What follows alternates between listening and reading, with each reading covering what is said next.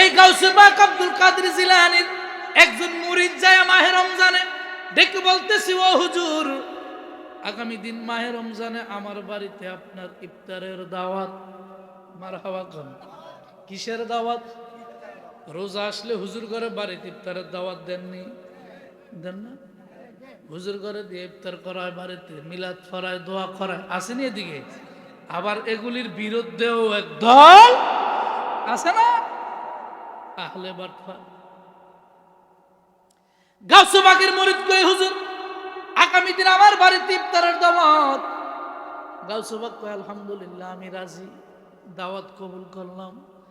আর একজন মুরিদ এসে বলে, হুজুর যদি কিছু মনে না করেন, আমার মনে একটা তামান্না। বলে কি? বলে আমার মন চেয়েছে আগামী দিন আপনাকে আমার বাড়িতে একটু ইফতার করাইতাম। আরো একজন মুরিদ এসে কই, হুজুর আগামী দিন আমার বাড়ি ইফতারের দাওয়াত। গাউসে পাক কয়, আলহামদুলিল্লাহ, দাওয়াত কবুল করলাম। এইভাবে একজন দুইজন নয়, আস্তে আস্তে 17 জন মুরিদ আসছে। মারহাবা। কয়জন মুরিদ? 17 জন মুরিদ। বুনিয়াতুত তালিবিনের মধ্যে কথাগুলি আসছে না বাবা। গাউসে পাক কয়, আস্তে আস্তে 17 জন মুরিদ আইসা আগামী দিন ইফতারের দাওয়াত দিল। যারা শিক্ষিত সমাজ জ্ঞান আছে জবাব দেন, গাউসে পাক কয়জন? আর জোরে কোন, মুরিদ কয়জন? মুরিদ কয়জন?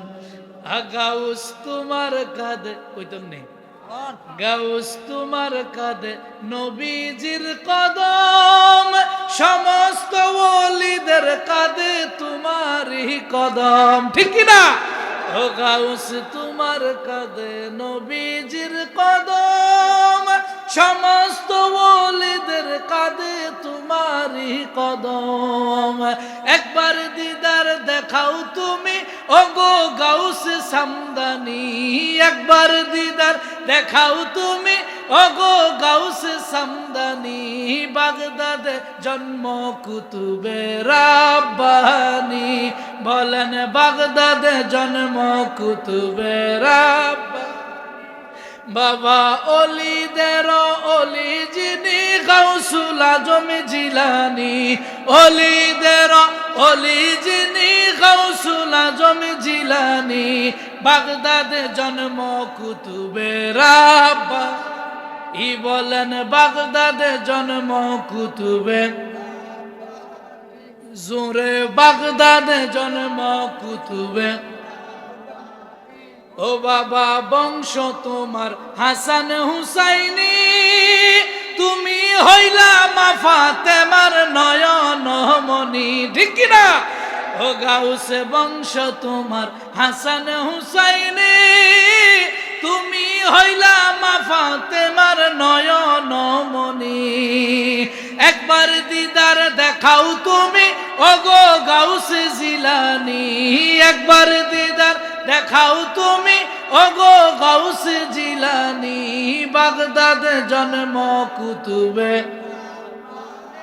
ই বলেন বাগদাদ জন্ম কুতুবে। অলিদের অলি যিনি গাউসুল আজম জিলানি, অলিদের গাউসুল আজম জিলানি। বাগদাদ জন্ম কুতুবে। ওই আব্দুল কাদের জিলানী আল গিলানী রাদিয়াল্লাহু তাআলা আনহুকে 17 জন মুরিদ একই দিন ইফতারের দাওয়াত দিল। আমার ভাইয়েরা, বন্ধুরা, বাবারা, গাউসে পাক কাউকে বেজার করেন নাই।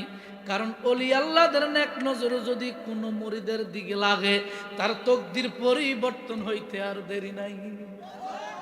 এই জন্যই তো জালালউদ্দিন রুমি কয়, নিগাহে ওলি মে ये तस्वीर देखी बदलती हजारों की तकदीर देखी। মারহাবা।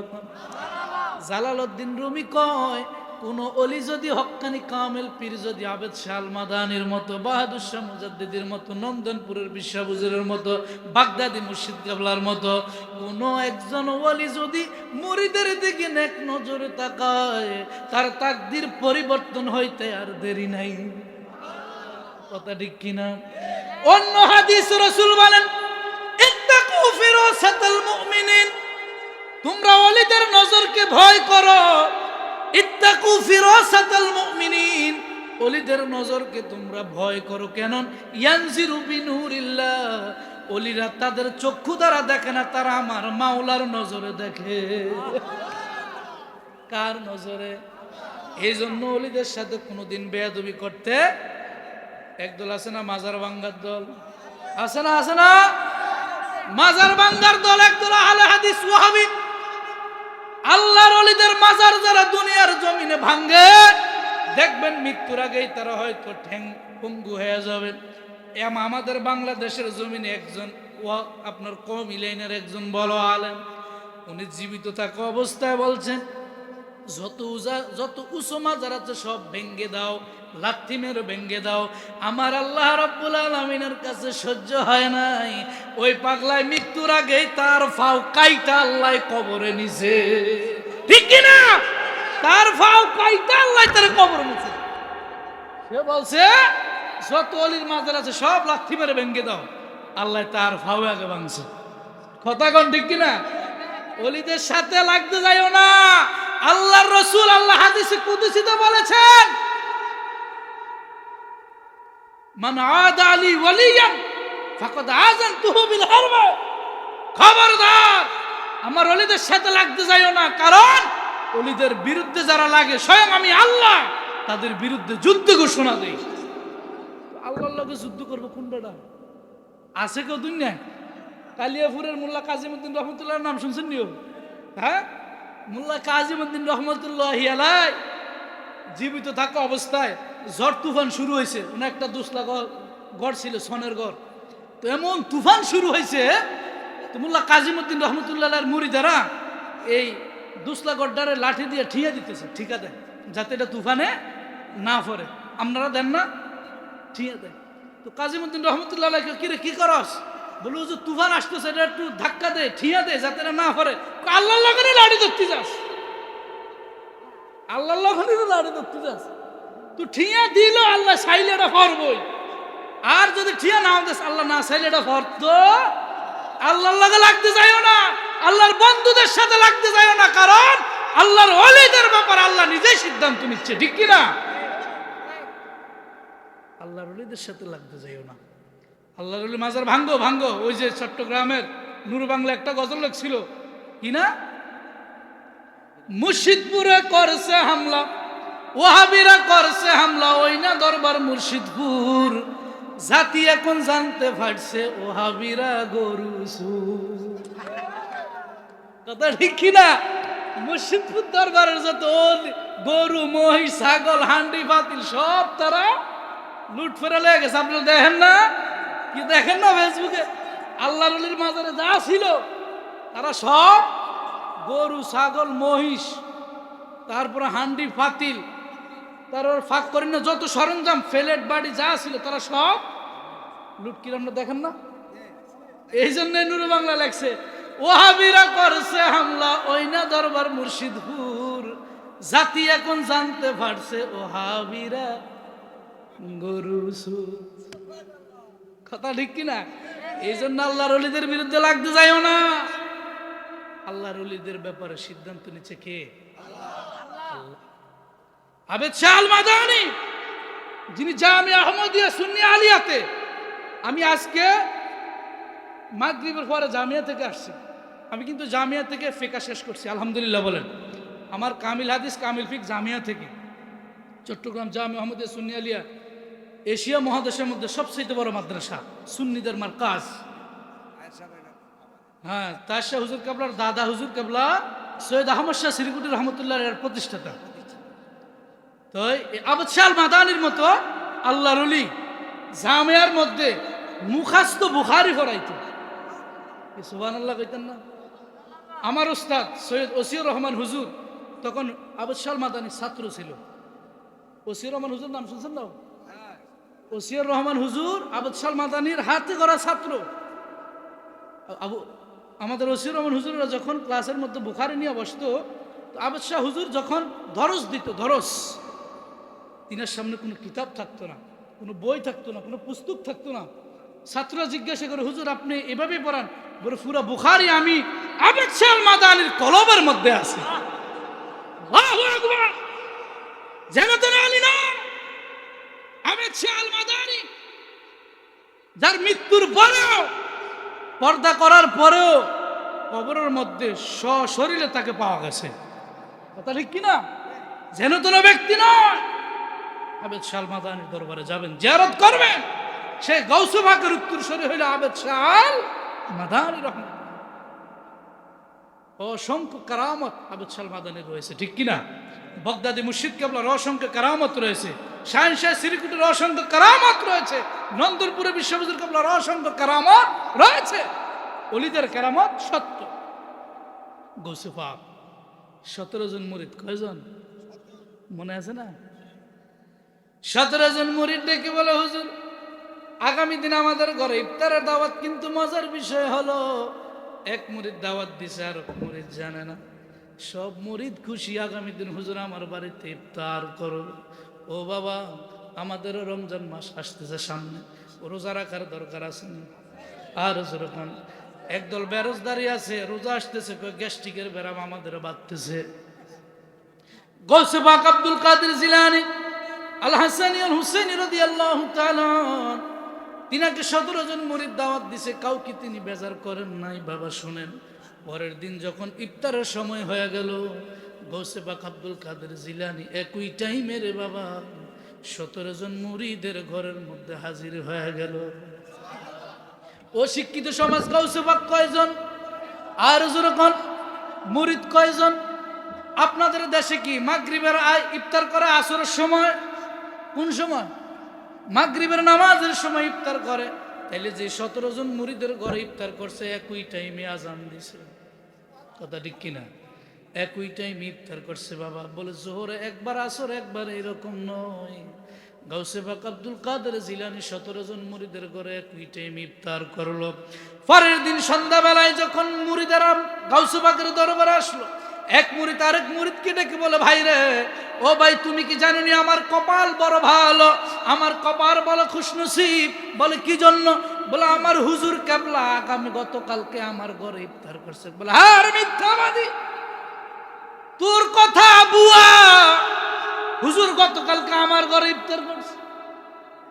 এই নিয়ে দুনুটা তর্ক বিতর্ক। আরেকজন এসে কয়, কি নিয়ে ঝগড়া করা? বলে আমি বলি গতকালকে হুজুর আমার ঘরে ইফতার করছে, সে বলে সে তার ঘরে করছে। বলে তোরা দুজনই মিথ্যাবাদী।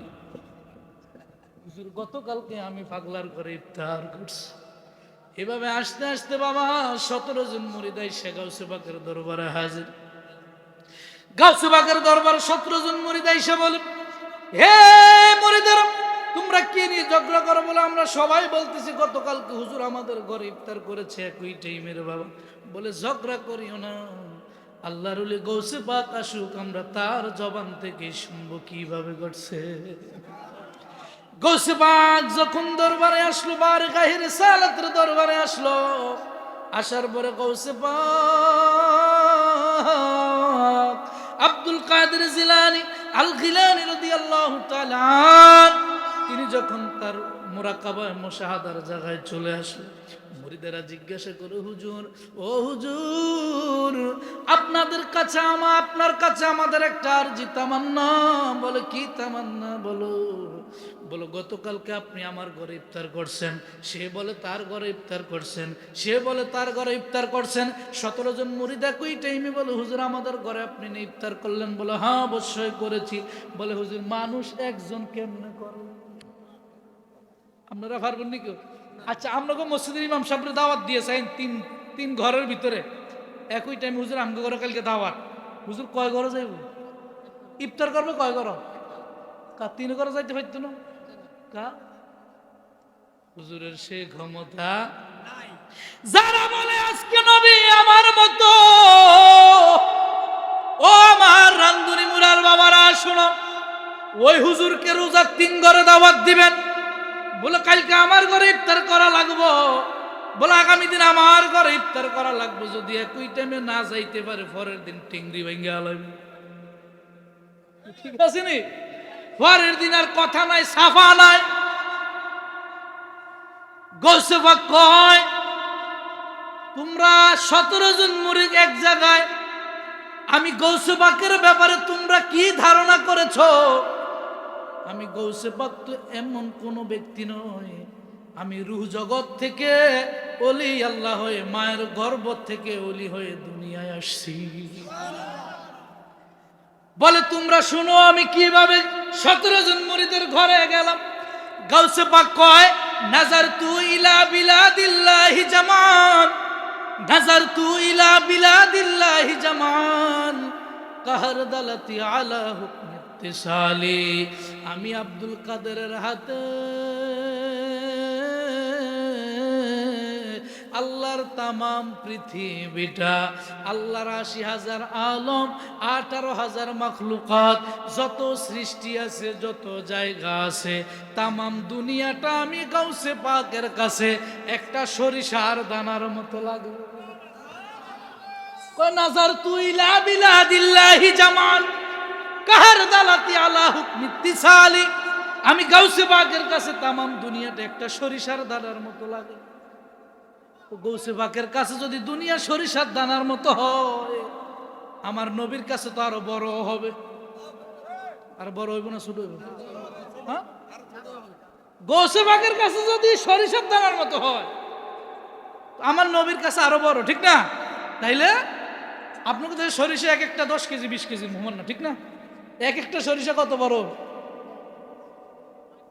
সরিষা একেবারে সংকীর্ণ। আমার নবী কি কয়? গাউসে পাক কয় সরিষার দানার মতো পৃথিবী লাগে। এবার আমার মায়ার নবী কি কয়? আমার কাছে কি লাগে এই শুনো।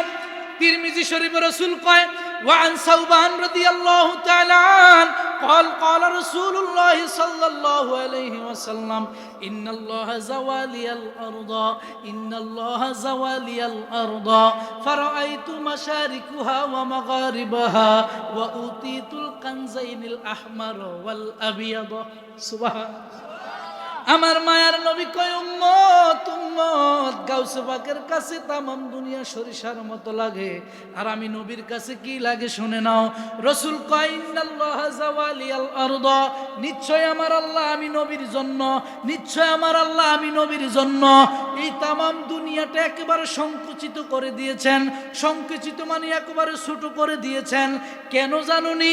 ফারাআইতু মাশারিকুহা ওয়া মাগারিবাহা, আমি রাসূল যদি একবার চোখ মেলে এইভাবে তাকাই, পূর্ব থেকে পশ্চিম, মাশরিক থেকে মাগরিব পর্যন্ত আমি সব দেখতে পাই। আর যখন রাসূল কয় মাশরিকুহা ওয়া মাগারিবুহা, ফারাআইতু মাশারিকুহা ওয়া মাগারিবুহা, ফারাআইতু ওয়াহিদ মুতাকাল্লিমের সিগা। রাসূল কয় মাশরিক থেকে মাগরিব পর্যন্ত আমি একবার তাকাইলে সব দেখতে পাই। তাইলে আমার রসুলের কাছে তামাম পৃথিবীটা কেমন লাগে? গাউসে পাক কয় তামাম পৃথিবী আমার কাছে সরিষার মতো লাগে, তাইলে আমার নবীর কাছে কেমন লাগবে? এবার জবাব দেন, গাউসে পাক একই টাইমে যদি 17 ঘরে উপস্থিত হইতে পারে, একই টাইমে উপস্থিত করাইছে কে?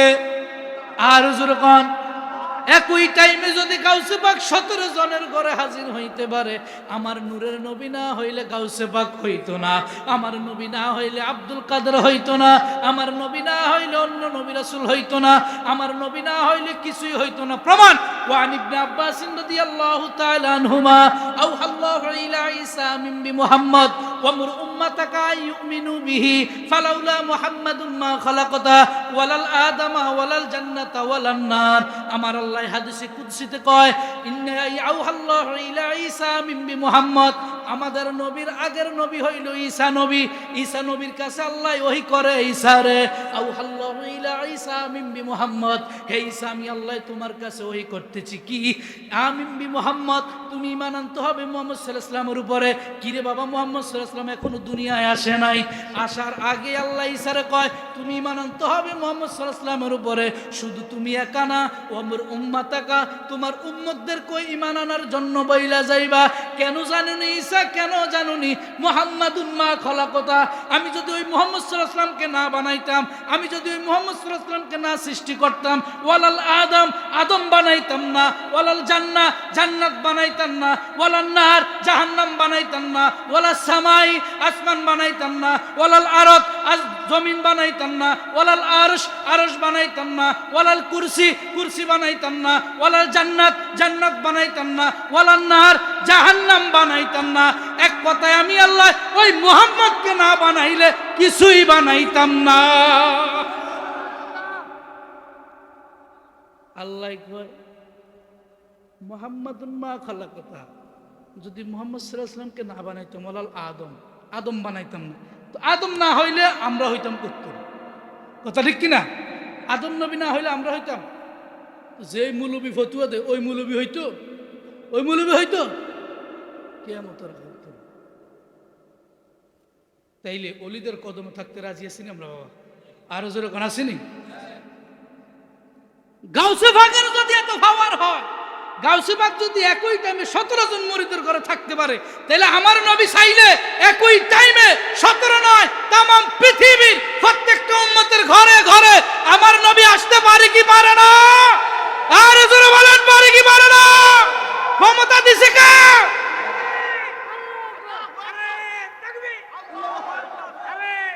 ইয়া রাসূলুল্লাহ,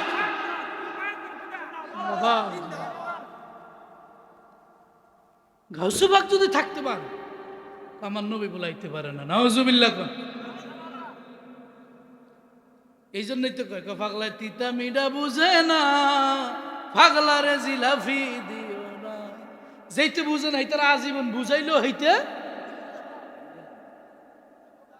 বুঝতে। হ্যাঁ, আল্লাহ রাসূল পাইতে বিবায়াত হইলাম বাবা, আল্লাহ রাসূল পাইতে আমি বায়াত হই। মুর্শিদ চান হয় না যে বদনাম, মুর্শিদ চান হয় না, বলেন আল্লাহ রাসূল পাইতে আমি বায়াত হইলাম বাবা, আল্লাহ রাসূল পাইতে আমি বায়াত হইলাম। মুর্শিদ চান হয় না যে বদনাম, মুর্শিদ চান হয় না যে বদ। তরিকতের আমল করে কত ভাই উঠিল উপরে গো, আমায় রাইখো শুনো রে আমল আমার কম। মুর্শিদ চান হয় না যে বদনাম, আবদ শাহ চান হয় না যে বদনাম। ঠিক কিনা রে বাবা? আমার ভাইয়েরা, বন্ধুরা, বাবারা, এই গাউসে পাক আব্দুল কাদের জিলানী রাদিয়াল্লাহু তাআলা আনহু স্মরণে আজকে মাহফিল দিয়েছেন। একটা কেরামত বলছি মাত্র, আব্দুল কাদের জিলানীর যদি এত পাওয়ার হয় তাইলে এরকম আরো অসংখ্য কেরামত আছে না নাই?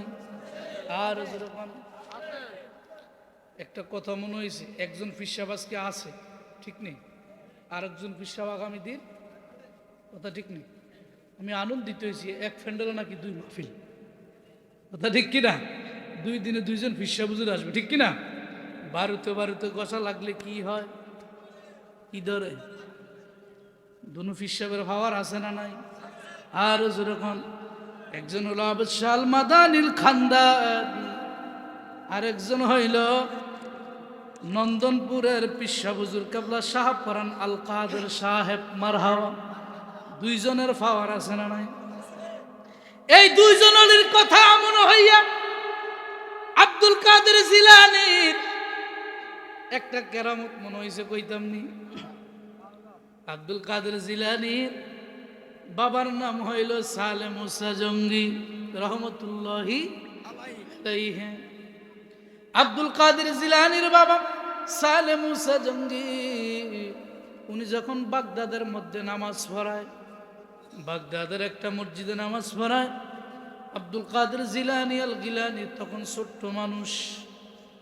আব্দুল কাদের জিলানীর বাবা সালেম উসে জঙ্গি বাগদাদে নামাজ পড়ায়, নামাজের সময় মসজিদে যায়, বাকি সময় তার বাড়িতে বসে মুরাকাবা মুশাহাদা আল্লাহর ইবাদতে কাটায়।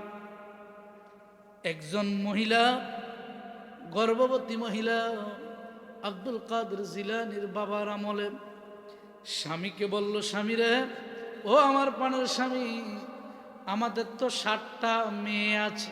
7টা, আর জোরে কোন 7টা মেয়ে আছে, একটা ছেলেও নাই। গর্ভের মধ্যে একটা সন্তান আছে, এই গর্ভের সন্তানটা কি ছেলে না মেয়ে তাও বলার কোনো ক্ষমতা নাই। এখন তো গর্ভ আসতে দেরি চেক করতে, গর্ভে আসতে দেরি, এটা কি ছেলে না মেয়ে চেক করতে কয় আগে মেডিকেল আসে না, আসে না, গর্ভে আসতে দেরি কয়টার মেডিকেল নাও, হাসপাতাল নাও, হুমুকে নাও। আগের যুগে এটি আসিল নি?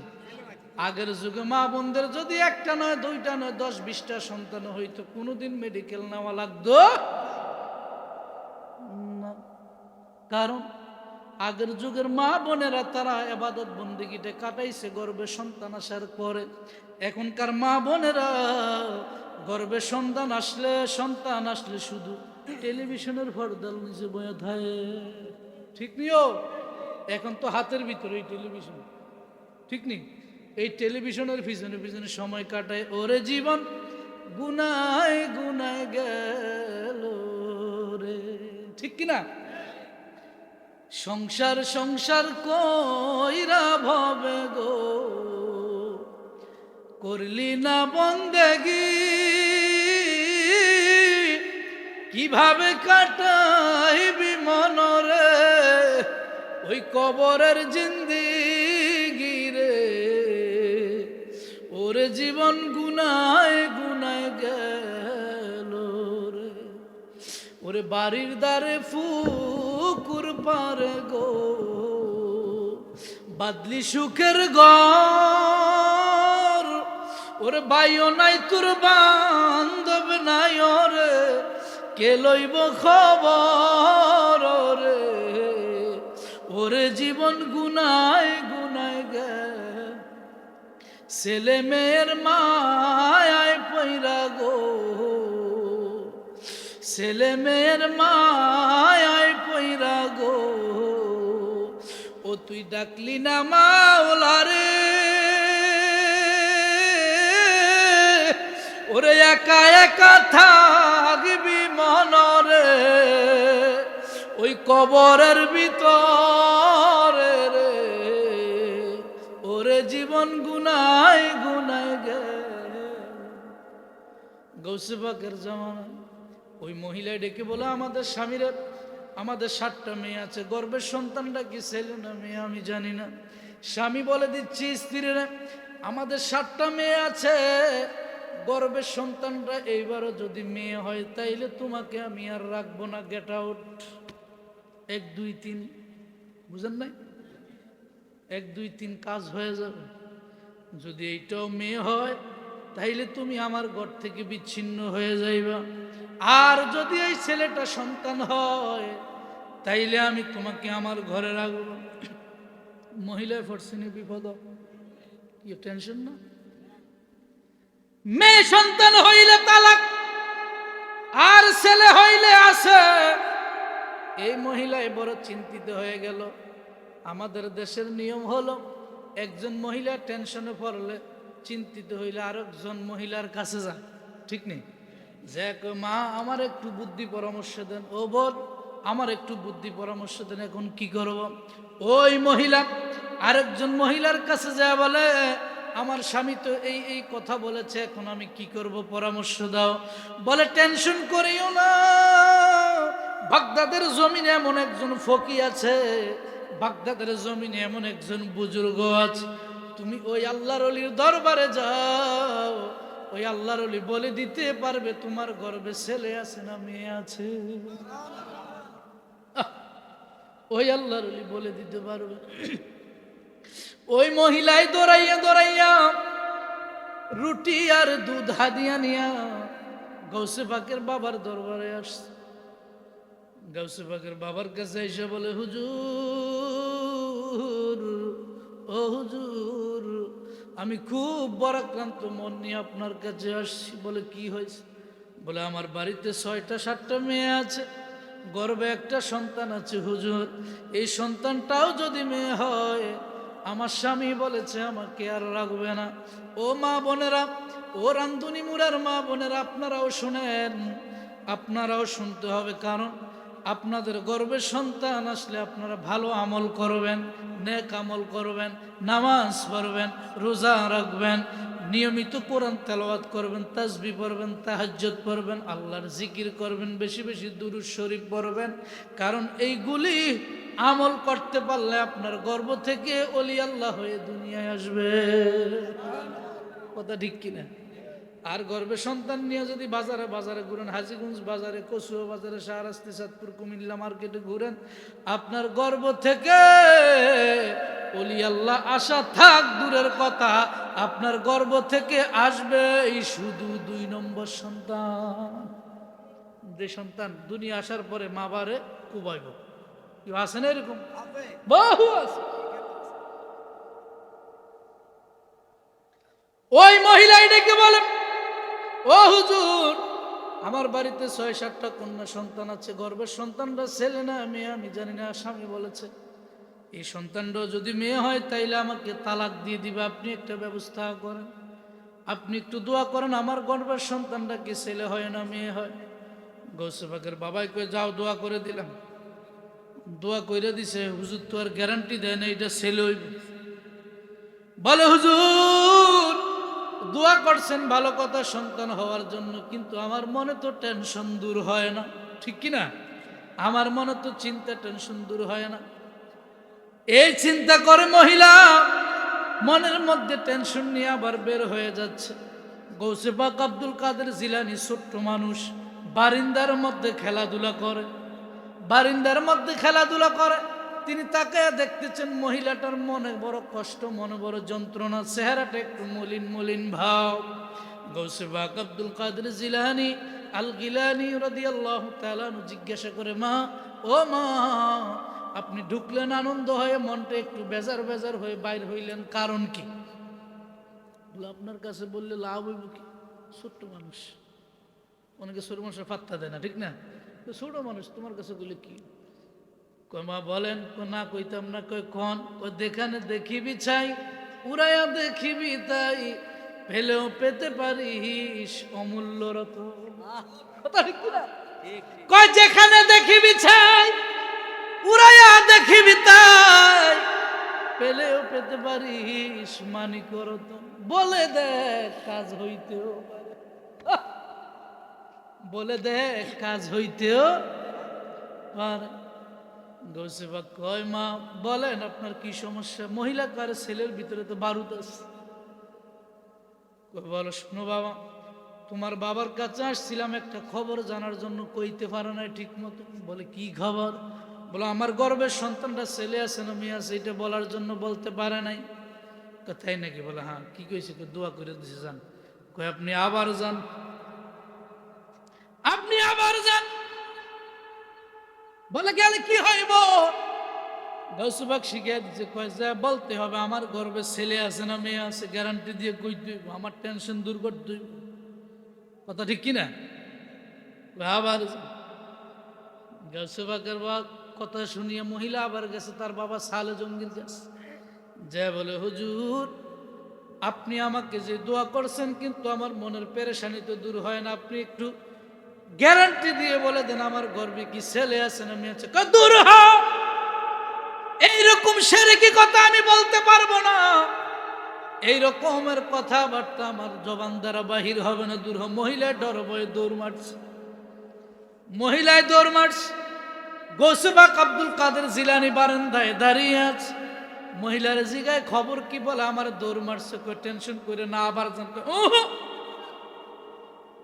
এবার গেলে ফিরাইব, এমনি যে থাতি মারছে এবার গেলে ফিরাইব, আজ যাও যেত না, আপনি আবার বলে না যাইতাম না। বলে একটা শর্ত আছে, তাইলে শোনেন। আপনি যখন ঢুকলেন সর্বপ্রথম ঢুকার সময় দেখছি আপনার হাতে যেন কি ছিল। ছিল তো কি? দুধ আর রুটি ছিল। কি করছেন? তোমার বাবার হাত দিয়ে দিছি। যা এখন যদি আমার এটা না বলতে পারেন তাহলে আমার দুধ রুটি আমার ফিরিয়ে দেন। মারহাবা কর না। যদি আমার এটা গ্যারান্টি দিয়ে না বলতে পারেন, ছেলে আছে না মেয়ে আছে, তাইলে আমি যে হাদিয়া আনছি আপনার জন্য, আমার হাদিয়া আমার কি করেন, দিবে পেটে তো খাইয়ে ফেলেন। গৌসে বাগের বাবা খেয়ে ফেলছে, দিব করতে, ঠিক কিনা? এবার একটা বুদ্ধি পাইছি, সাহস পাইছি, সেখানে গিয়ে কথা বলার একটা সাহস পাইছি।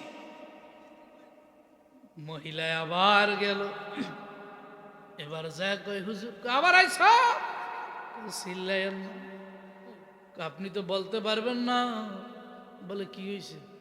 বলে আমি যে হাদিয়া আনছি না বলতে পারলাম, আমার হাদিয়া দুধ রুটি আমার ফিরাই দেন।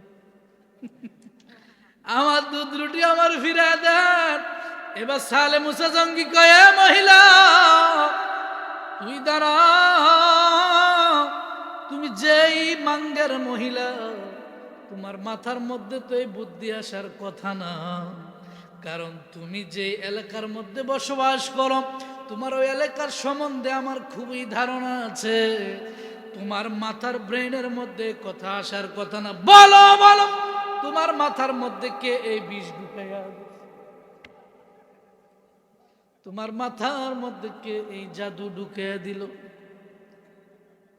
গৌসে বাগের বাবা আবে সালু মুসা জঙ্গি কয়, কে তোমার এই বুদ্ধি দিছে আমারে বলো। তুমি যেই মহিলা, সিধা গাদা মহিলা, তোমার মাথায় বুদ্ধি আসার কথা না। বলে হুজুর, আমি বের হওয়ার সময় বারান্দায় গিয়ে দেখছি একটা ছোট্ট বাচ্চা কয় সে আসেনি, ডাক দাও। তিনি বুঝা লাইছেন কে হইতে পারে, তারে ডাইকান্স আইসা দেখে আব্দুল কাদের, তার নামে মাহফিল। বরকন্যা জাতির সহ ঘূর্ণিঝড়ে ডুবে যায়, 12 বছর পরে ধরা তোমার হাতের ইশারায়। মারহাবা। বরকন্যা জাতির সহ ঘূর্ণিঝড়ে ডুবে যায়, তোমার হাতের ছোঁয়ায় মুর্শিদ আবার তারা ফিরা পায়।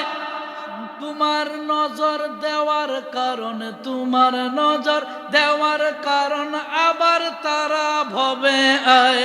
আখিনত শির গাউসুল আজম বড় পীর। এই ঘটনা জানেন না? বুড়ির ঘটনা। 12 বছর পরে বর যাত্রী সহ আবার উঠেছে। হ্যাঁ জানেন না বাবা? হ্যাঁ হ্যাঁ, গাউসে বাগের হাতের ইশারা। বুড়ির মেয়ে আর মেয়ের জামাই রওনা হয়েছে বরযাত্রী নিয়ে, নদী ডুইবা গেছে। 12 বছর পরে গাউসে বাগ এসে আবার উঠে দিছে। কেমন গাউসে বাগ? গাউসে বাগ আইছে বাবার ছোট বাচ্চা, আসার পর দেখে বলে, আব্দুল কাদের তুমি নাকি মহিলাকে বুদ্ধি দিয়েছো? বলো অবশ্যই আমি দিয়েছি। আপনি বলতে না পারলে কেমন পীর হইলেন? বাপের পরীক্ষা ছেলে নিচ্ছে, আপনি বলতে না পারলে কেমন পীর? গাউসে বাগ যখন এই কথা বলল, বাপের শরীরের মধ্যে একটু জিদ চলে আসলো, রাগ চলে আসলো। ওই যে বললাম, একজন পীর আজকে উপস্থিত, আরেকজন পীর আগামী দিন আসবে। বারুতে বারুতে ঘষা লাগলে কি হয়? কি হয়? গাউসে বাগ যখন বলল, বাবা আপনি যদি সত্যি কথাই না বলতে পারবেন, আপনি কেমন পীর, কেমন বুজুর্গ হইলেন? এই কথা বলার পর গাউসে পাকের বাবার মনে একটু রাগ চলে আসলো, জিদ চলে আসলো। কয়ে দিকে আসার পরে ডান হাত দিয়ে চুষ মেরে একটা থাপ্পড় মারলো গাউসে পাকের কপাল, গালের মধ্যে। একটা থাপ্পড় মারার কারণে গাউসে পাকের শরীরে আরো বেশি রাগ চলে আসলো। বাপ ছেলে দুটাই এখন গরম। বাপ কা বেটা সিপাহী কা ঘোড়া, পুরাপুরি না হইলে উস্কা থোড়া থোড়া, ঠিক কিনা? দুটাই গরম। যেই মাত্র গাউসে পাকের বাবা গাউসে পাকের গালের মধ্যে করাঘাত করলো, গাউসে পাক হইল এক বারুদ, গাউসে পাকের বাবা হইল আরেক বারুদ। বারুতে বারুতে ঘষা লাগলে আগুন ধরে। যেই মাত্র গাউসে পাকের বাবা গাউসে পাকের গালের মধ্যে করাঘাত করলো, গাউসে পাক এখন আগুন হয়ে গেল। এবার জিদ্দের ঠেলায় গাউসে পাক কয়, হে সালে মুসা চাচা জঙ্গি আব্বা হুজুর, আপনি আমাকে একটা সর মেরেছেন। ওই মহিলার বাড়িতে 7টা মেয়ে ছিল, একটা সর মারার কারণে 7টা মেয়ে ছেলে হয়ে গেল। আর যদি একটা সর মারেন বাবা, আমি আব্দুল কাদের ওয়াদা দিচ্ছি কিয়ামত পর্যন্ত পৃথিবীর জমিনে আর কোনোদিন কন্যা সন্তান হবে না। আল্লাহু আকবার। এক সর মারার কারণে বাড়িটি সহ গর্বেরটা সহ সব ফুলা বানায় দিছে, সব ছেলে। আল্লাহ কে? আর যদি একটা সর আমারে মারে, তাহলে কিয়ামত পর্যন্ত পৃথিবীর জমিতে আর কোনোদিন মেয়ে সন্তান হবে না, সব ছেলে বানায় দিবে। কেমন খাবার গাও সুবহানাল্লাহ। আল্লাহু আকবার। কোন ফিরের সরানা মাহফিল, যিনি রূহ জগতে আল্লাহর সাথে খেলা করছেন। সুবহানাল্লাহ। কোন জগতে? রূহ জগতে। গাউসে পাক খেলাধুলা করো অন্যান্য রূহদের সাথে। আল্লাহ পাক জিজ্ঞাসা, হে আব্দুল কাদের তুমি এমন পাগলামি করো কেন? বলে, আল্লাহ আমি আজকে একটা জিনিস চাই, তুমি দিতে পারবে না। মারহাবা কোন? আমি চাই তুমি দিতে। আল্লাহ কে আমি পারি না, এমন কি আছে? কথা ঠিক কিনা? আল্লাহর কাছে অভাব আছে? কি চাও? আল্লাহ তো জানে সে কি চাইবে, জানে না? জানার পরও কেন আল্লাহ জিজ্ঞাসা? তার মানে হলো আল্লাহর বন্ধুদের জবানের কথা শুনতে আল্লাহর কাছে ভালো লাগে। কথা ঠিক কিনা? কি চাও? বলে, আল্লাহ আমি চাই তুমি আমার নবুয়তি দিয়া নবী বানায় দুনিয়ায় পাঠাও। সুবহানাল্লাহ। কি বানাইয়া? নবী বানায়। আল্লাহ কে আব্দুল কাদের নবী হওয়ার জন্য আব্দুল করছে, নবুয়তির দরজা বন্ধ। খাতামান নবিয়্যিন, নবুয়তির দরজা শেষ, বন্ধ, যাও। তারপরেও যেহেতু তুমি আবদার কইরাই ফালাইছো, আমি আল্লাহ তোমারে এমনি দিতাম না, দুনিয়ার মধ্যে সমস্ত অলির সর্দার বানায় দুনিয়ায় পাঠাবো। আর জোরে কন্যা সুবহানাল্লাহ। হইছেনি সমস্ত অলির সর্দার আব্দুল কাদের জিলানী আল গিলানী। তিনার মাও অলি ছিল, বাবাও অলি ছিল, তিনিও কি অলি। তিনি যখন মায়ের গর্ভ আসছেন, মা জননী সন্তানকে পেটে নিয়ে কোরআন শরীফ পড়তে পড়তে 18 সিপারা কোরআন মুখস্থ হয়ে গিয়েছে। ঠিক কিনা? এটা জানেন কিনা আপনারা? 18 সিপারা কোরআন মুখস্থ হয়ে গেল। সুবহানাল্লাহ। আমার ভাইয়েরা, বন্ধুরা, বাবারা, আমি আয়াত নিয়েছিলাম আপনাদের সামনে। ইয়া আইয়ুহাল্লাযীনা আমানু কুতিবা আলাইকুমুস সিয়াম কামা কুতিবা আলাল্লাযীনা মিন ক্বাবলিকুম লাআল্লাকুম তাত্তাকুন। আমার আল্লাহর সামনে আমাদের রমজান আসতেছে নি। আর জোরে কোন?